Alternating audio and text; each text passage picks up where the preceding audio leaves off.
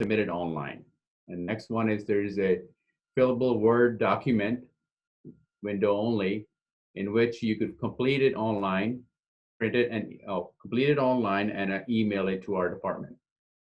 And the third one is a right of entry form, which is a printable form, which you could write it, complete it, and mail it, email it to our department. There is also some debris removal program enrollment process, frequently questions and answers. It's a really good information there. I suggest you go through that process and read up on that. With that, I want to introduce our presenters. They have valuable information, which they're going to be also assisting with answering questions and also providing some valuable information. With that, John Thompson from County of Fresno Public Works and Planning. Good evening. As Deep stated, my name is John Thompson. I am currently the Acting Director of Recovery for the County of Fresno. First off, I want to thank everybody for taking time to participate in this virtual meeting tonight. This is our third meeting. We'll probably have more of these. Hopefully you're going to find that this meeting is of value to you and that it helps you answer your questions that you may have pertaining to the right of entry form. Or if you're going to do owner-initiated forms, you can also ask those questions too. A lot of people may not understand that if you do not do the right of entry, there is still a form on that website that Deep was just showing you, and that is the owner initiated. You'll still need to fill out that form. We need to know one way or the other for sure. I'd also like to thank for sure our other partners who are with us tonight, Cal OES, Cal Recycle, and I think there's even FEMA reps online here for being on the meeting tonight. And one last note from me is if you have any neighbors that you know of that might not be internet savvy or maybe they don't have the access to the technology for meetings like this, please provide them with our phone numbers or any type of documents that you may have, as it's critically important that we get as many parcels signed up for this phase 2 debris removal as soon as possible. And that's it for me. Thank you. Thank you, John. We also have Elise Arada from Cal OES. Which is going to be answering questions and providing really valuable information. Elise? Hi, Deep and everyone. I'm Elisa Rada with Cal OES. I'm the Southern Branch Director for this cleanup operation, which includes 7 counties, and we're focusing on Fresno for today. So like your leadership said, thank you so much for being here and taking the time to listen to us so that we can help you. Appreciate it. Thank you, Elise. Before we get to the question and answer part of this presentation, Elise, could you please just go through a brief process of what it entails in the cleanup process of phase 2? Sure. So for kind of a succinct overview, phase 1, as you are likely already aware, is actually complete in Fresno County. Phase 1 included removal of household hazardous waste. That was an automatic thing as part of the local public health emergency. Phase 2 is where we need that right of entry form that you keep hearing about and that Deep showed on the website, so that we can, the government and our contractors have the authority to enter your property to clear that ash and debris hazards. So several steps take place. Happy to answer questions on those steps after we run through them. The first step is going to be a site assessment. And that's where someone's on your property kind of sketching out what's there, understanding what we're getting into, any items on site, the sizes of the properties, parcel lines and whatnot. The second and simultaneous part of that is going to be an asbestos assessment. A lot of the properties in this area are a little bit older. We have to make sure the parcels are completely safe of any real hazards, asbestos hazard, before we can start moving ash and debris so that our crews performing the work are just as safe. That asbestos assessment, if we will mark and remove any bulk asbestos and anything that's suspected of asbestos, we'll test for that. And then when those tests come back, we'll make sure we've abated all asbestos items before our debris crews with the heavy machinery, so like our excavators and whatnot, are on your property to remove that actual structural ash and debris, and vehicles. So during the actual phase 2 during the actual debris removal, we'll have a lot of heavy equipment on your site. We will remove all the ash, debris, heavy metals, concrete, everything, and load that up into lined trucks. Those trucks are then burrito wrapped so that nothing escapes and is contaminating the air while that truck makes its way to a lined landfill. We have, for safety of everyone involved, including the public, we've got air monitors on sites while we're working. We also have air monitors along the haul routes between those sites and the landfill destination, so that we can ensure that all the safety protocols we're implementing are actually working. And with that safety protocol, I forgot to mention that we'll also be wetting down the ash and debris before we move any of it to limit any airborne particles. And if that happens, we'll add more water before we do anything. After the actual debris removal, we'll soil sample. Soil samples are going to be taken from everywhere we removed any kind of structural debris or any of the hazards. Those are going to be compared with a background sample of what throughout the burn area, not in hazardous places, so that we have something to compare what is naturally occurring in the earth here in this county. While soil samplings take place, we're also going to be removing hazard trees on this operation. That's a new element added as a result of the campfire, and understanding how the hazard trees are also a burden to the homeowner. And those trees that we will remove are anything that's confirmed by an arborist to be dead or dying within the next 5 years, anything that may fall on the crews actually performing the work, and anything that's hindering, that could impede the public rights of way. So after all those things take place and we've removed everything we need to remove from your site, and soil sampling takes place, the next step would be erosion control measures. We're going to implement that on our best management practices. And after erosion control, that's kind of the final step of our debris removal. And then we'll take all the documentation that we've compiled and give that back to the County Environmental Health Department. And if they concur with our findings, they agree that we've cleaned to the standards that we've committed to, that county will have the ultimate sign off that your property is then ready for rebuilding. And I know I kind of breezed through that because we want to focus this meeting on Q&A, but that deep, if there's anything else you'd like me to cover, I'm happy to talk about that before we get to the Q&A. Right. Thank you. That's a lot of information. I think somebody needs to.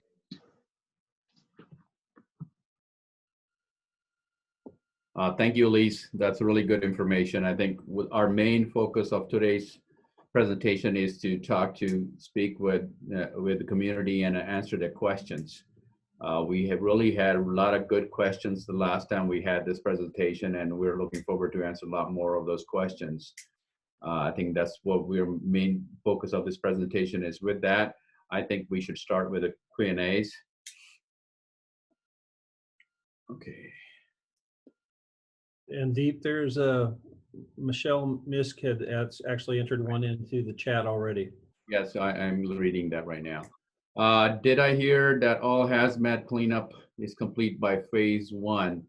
That was the phase 1 was the first part of the cleanup, Michelle.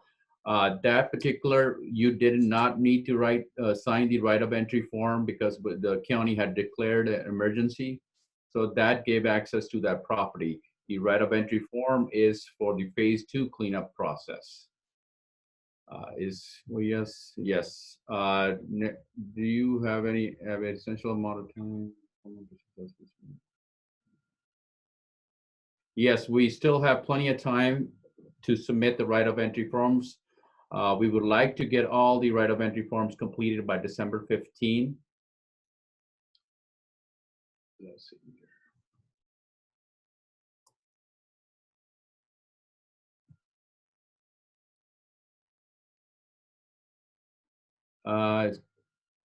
Okay. Yes. It says the right of entry forms, when all phases are done, the site is given the stamp of approval to rebuild. Correct. So once the phase 2 is completed, the soil samples have been taken and submitted. They will, our environmental health division will provide a clearance letter that you could go take that clearance letter to Public Works and Planning and get a permit for rebuilding process. So that was a really good question. A lot of questions in one. So Deep, if we could probably, she wanted also to know the estimated time it would take. And Michelle, on that, the estimated time it'd take for once you submit your right of entry form, Deep's team down environmental health will take a few days to approve that form and confirm it's there. Then it goes up to Cal OES and to the contractor.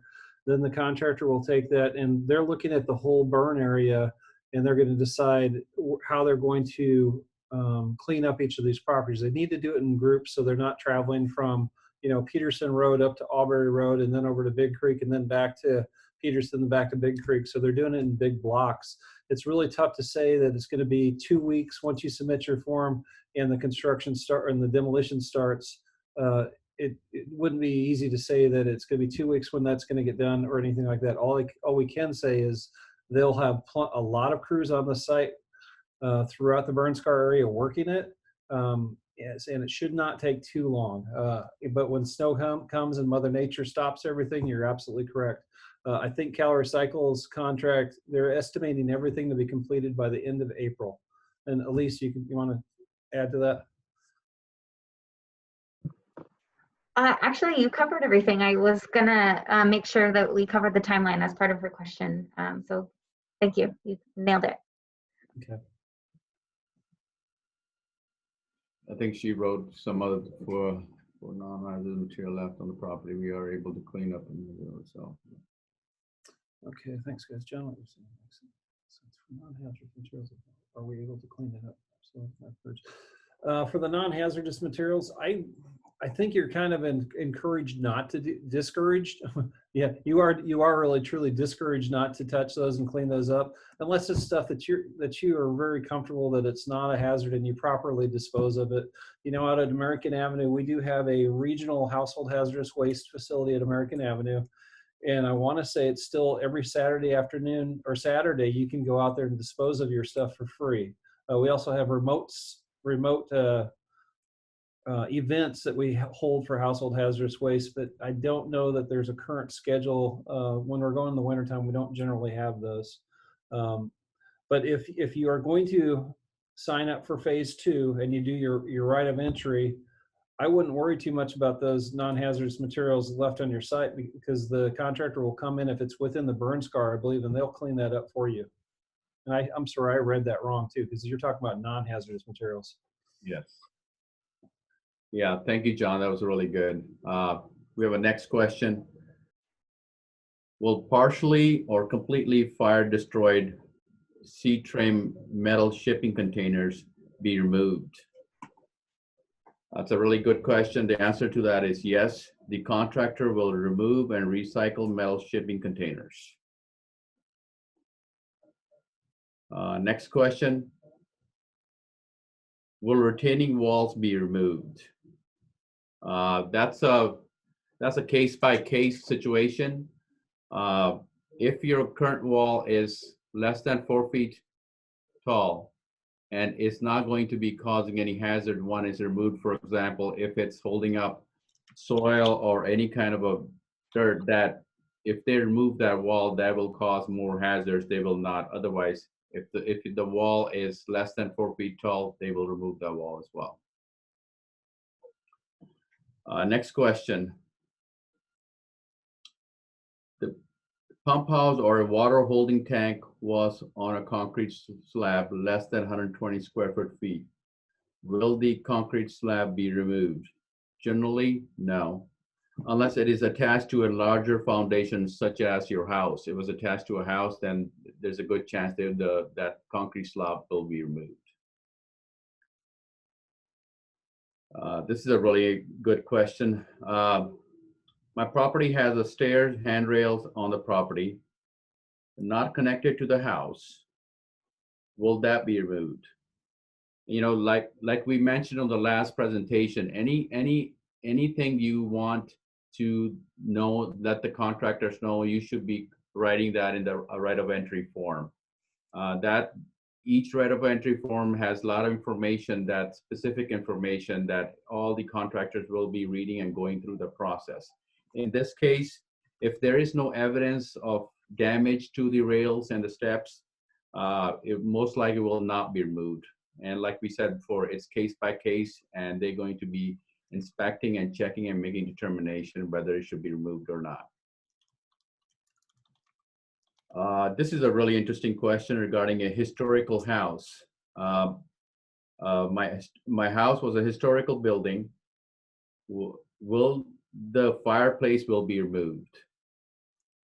Most fireplaces have asbestos, and it's totally going to be dependent on when this house was built and whether or not asbestos was used as a material during construction. So really important thing is when the house was built, or whether this asbestos was used to build a fireplace. Asbestos, once burned, is a hazardous waste material. So, most likely it will be removed unless there is kind of evidence or date when the house was built. Next question. This is a really common question, is about the trees. Trees that are on the property. With the state program, the only trees that will be removed are the trees that are presenting a hazard or dangerous to the debris removal contractor, or the trees that are affecting the public right-of-way or a public infrastructure.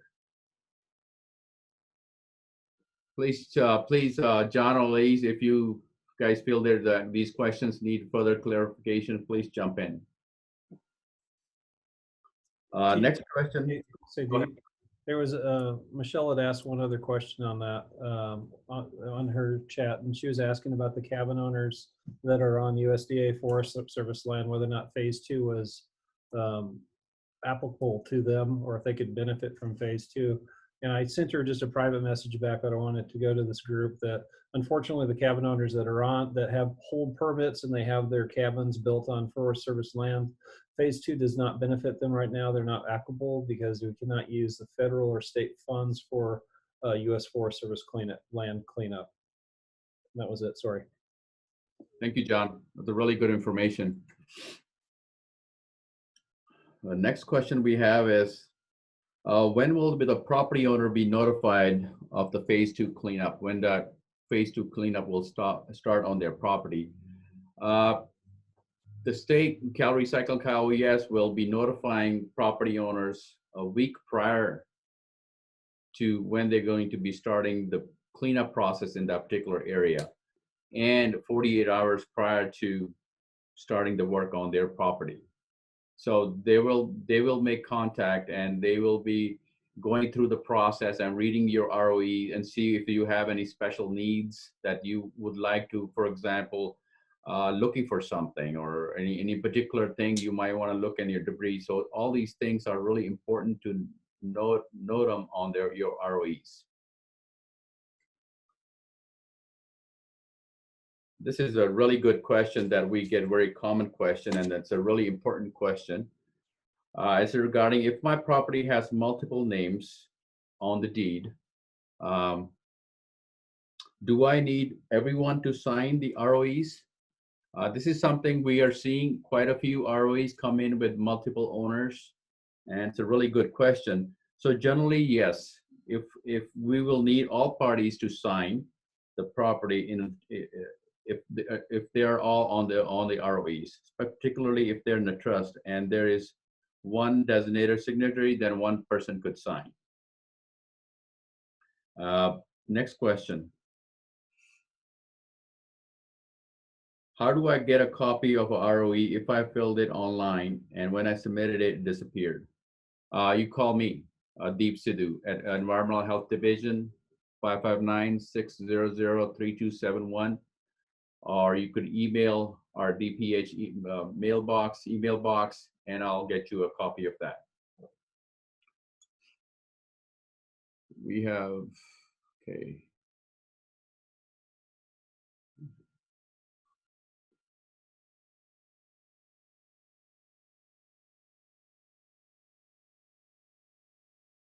Okay. Next question. Does phase 2 include erosion measures? Yes. Erosion control measures will be placed once the debris is removed and the soil testing is complete. This is something that's really important, and this is a question that a lot of property owners have is, can a contractor place a mechanic's lien on my property? And that answer is no. Is there something, John, you could elaborate on that? I think we have heard before that there's some rumors that a contractor has put a lien on some of the properties. That particularly could be a different situation. With the state program, a contractor cannot put a lien on your property.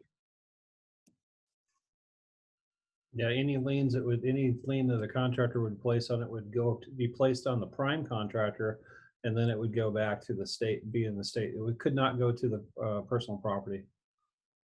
Yes. Can I revoke my right of entry form? Yes, and we have seen that come in as well. If you have already signed the right of entry form and you would like to revoke it, you would have to sign the withdrawal form and submit it to our office. Also, if you do want to be out of the state program cleanup, there is a program that the property owner or the contractor have to do, is to submit a work plan to our department for an owner-initiated program. And we do have steps that you need to follow on our website for owner-initiated work. Once you submit the work plan to our office, within 48 hours, we review it, verify, approve it, and you can start your work as soon as that is approved.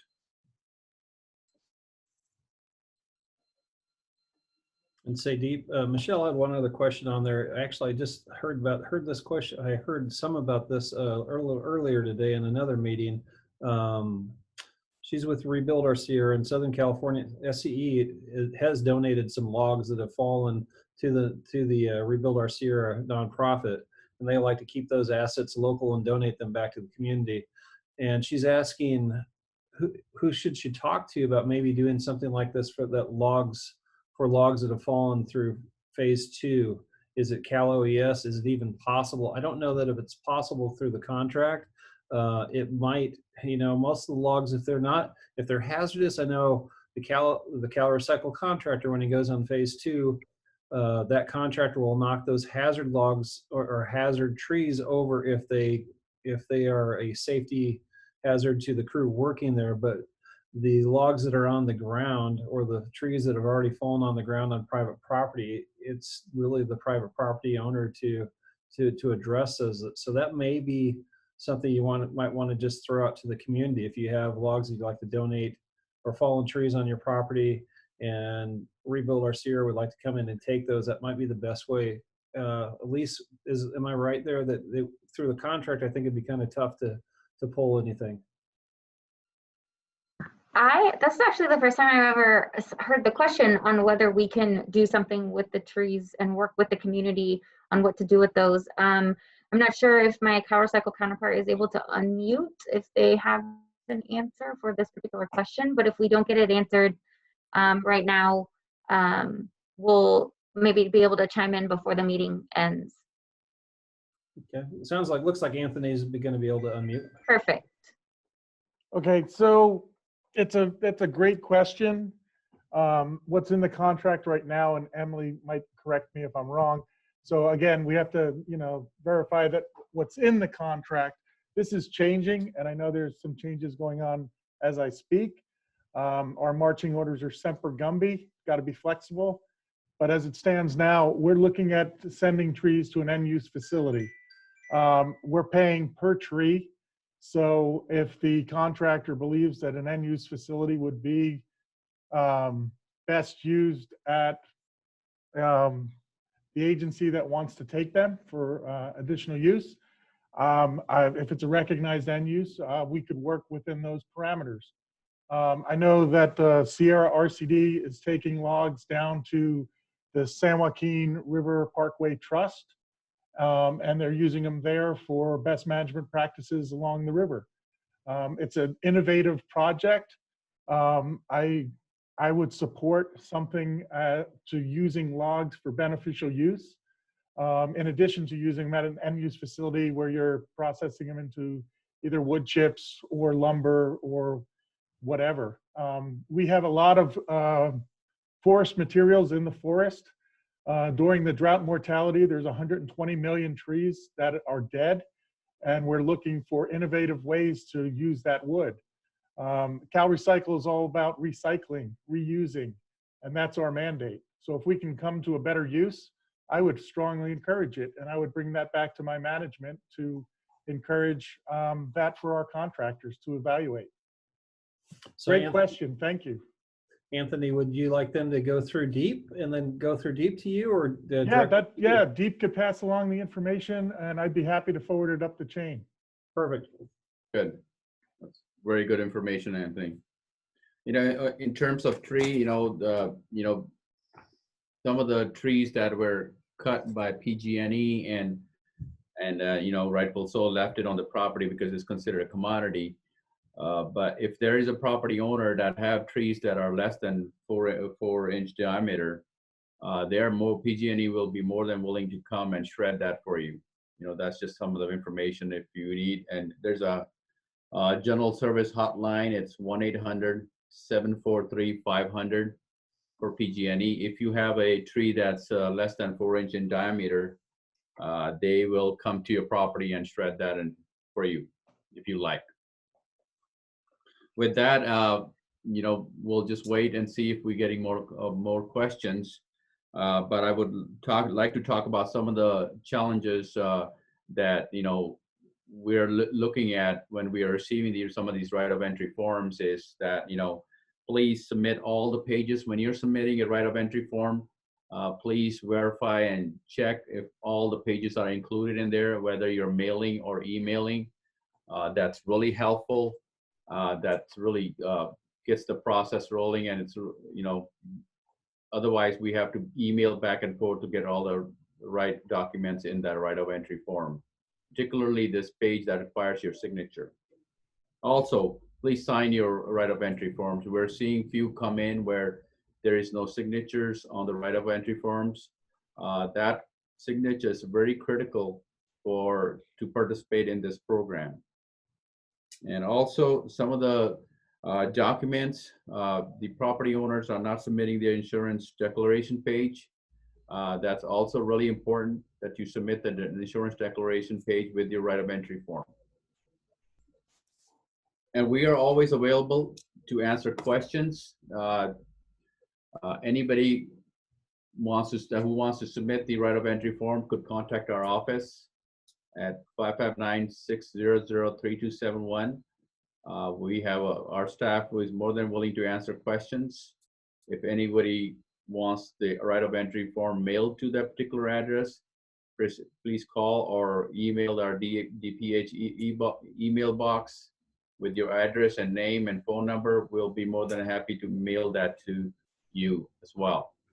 I also want to thank for everyone in the community to letting everybody know that this is a really good program, and we have seen a lot of progress. We have 184 plus submitted to our office the right of entry forms. We would like to see a lot more. We had really good success the last time we had this presentation, and I'm thankful for everybody who have spread the word to submit the right of entry forms. With that, let me see if we have any more questions.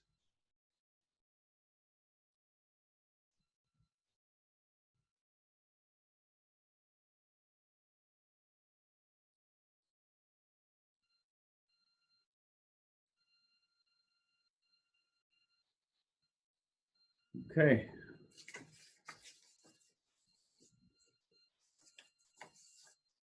And while we're waiting, I could go over the owner-initiated plan. If a property owner wants to go through the owner-initiated process by hiring a contractor, they would have to go visit our website And if the phase one is completed by the US EPA, they would have to just take a picture of the property. US EPA has left a sign and with your address, and take a picture of that and submit it through the work plan for the phase two process. We will review it and within 2 days. And once that is reviewed, you can start the process. And with that, once we will issue a clearance letter to take your debris to the American Avenue landfill. Once you have removed the debris and taken it to a landfill, you provide the Environmental Health Division with a receipt of the disposal and the receipt of documentation of soil samples taken. Once those are cleared, the Environmental Health Division will issue a clearance letter for the property to start the rebuilding process.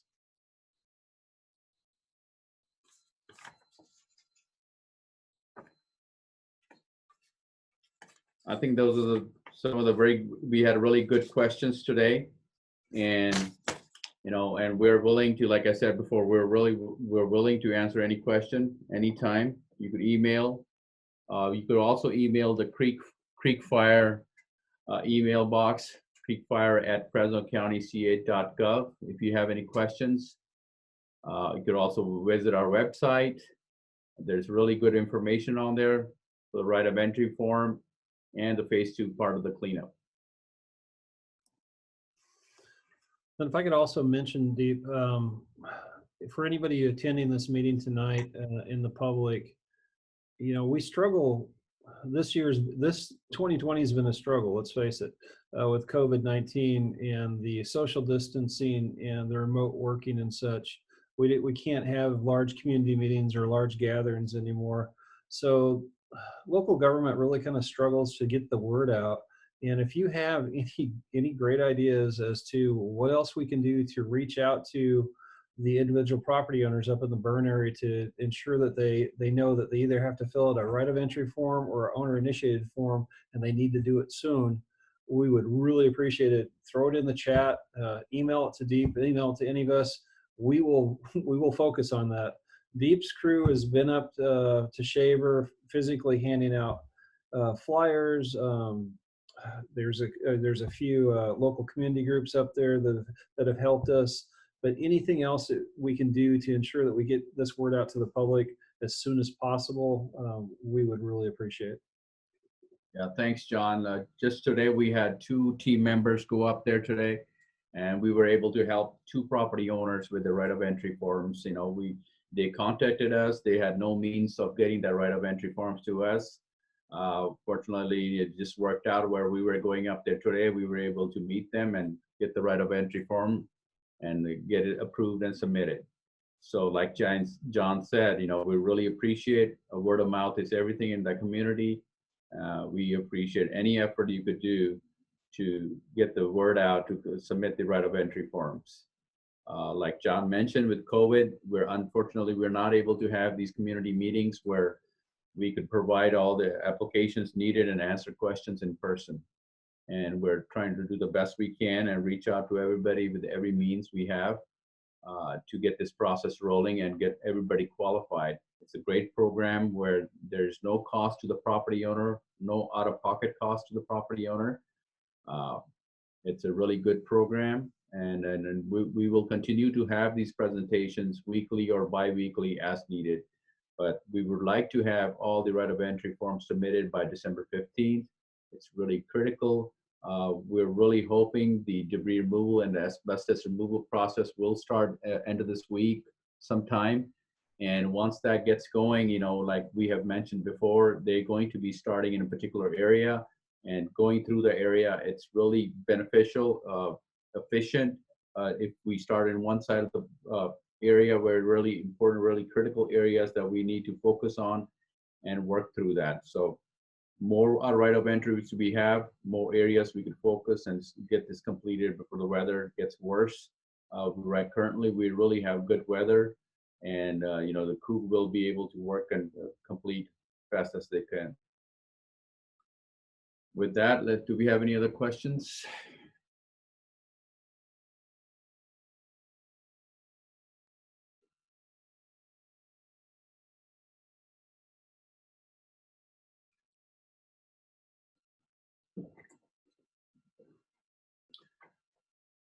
I think we answered a lot of good questions today, and they're really important questions.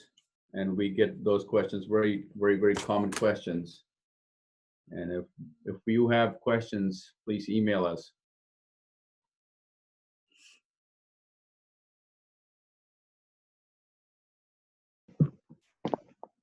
Deep and John, this is Elise again. If you guys want to keep this going for more opportunities for more people to join, I could talk a little bit about how the insurance collection portion works. There's a lot of questions around that usually.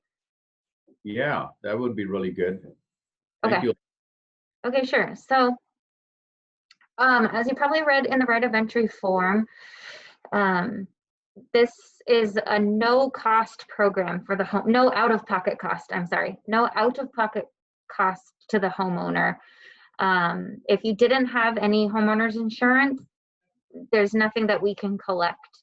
If you do have homeowner's insurance, I'm going to talk about the two most popular ways that insurance is paid on burn structures. A lot of insurance companies have a debris and or hazard tree or hazardous vegetation line item in their debris clause. And if, let's say that amount is $15,000. If our program costs $100,000 to clear your property, $15,000 is the maximum amount that the government will collect as a result of you submitting your insurance documentation along with that right of entry form. And then that being said, if there's anything that we leave on the property that was not eligible for phase 2, some things, there's a reference document on Fresno County's website called the eligibility chart.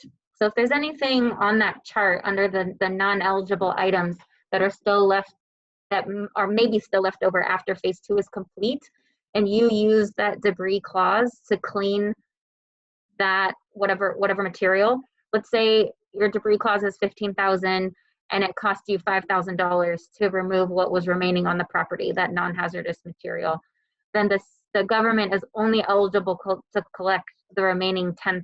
But if that's the case, you're gonna, if you spend any of the debris money on debris, you're gonna want to keep those receipts so that you can prove the difference. The other most common insurance collection format or insurance payout is people who have a lump sum amount provided for everything, the property, the structure, the contents, and everything on the property. In that case, the government would only collect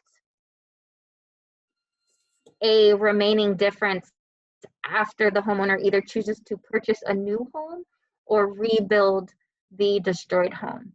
So if there's any difference, if there's, I don't know how to, sorry, I was working through my example as I was talking. So let's say what was destroyed versus what you choose to do with a rebuild or a repurchase was $120,000 left over. If it only cost us to $100,000 to clear your property, then we would only be able to collect up to that $100,000. We would not collect the remaining just because it was there. That's yours. We're trying to put your life back together and get you back on your feet.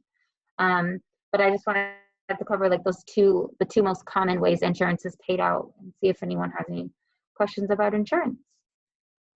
Thank you, Elise. That was great information. I'm sure there's a lot of confusion with the community members regarding the insurance and who pays for it. And Elise, thank you. That was really good, clarifying that information.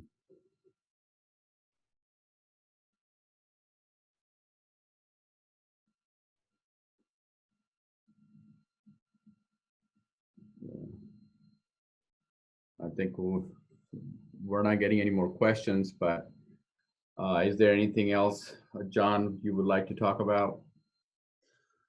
Nope, I think it's looking pretty good. We didn't have as many participants tonight as we would like to have, but I'd say we call it good for the night.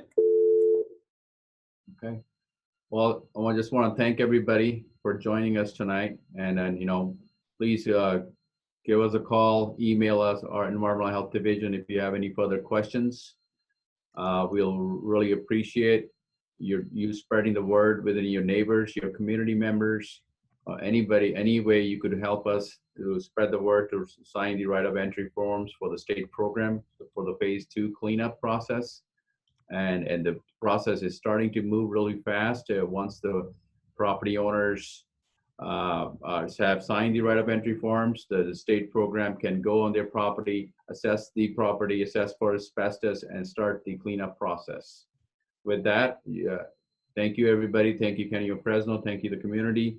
Have a great, happy holidays. Be safe and enjoy the time with your family. Thank you. Thanks, Steve.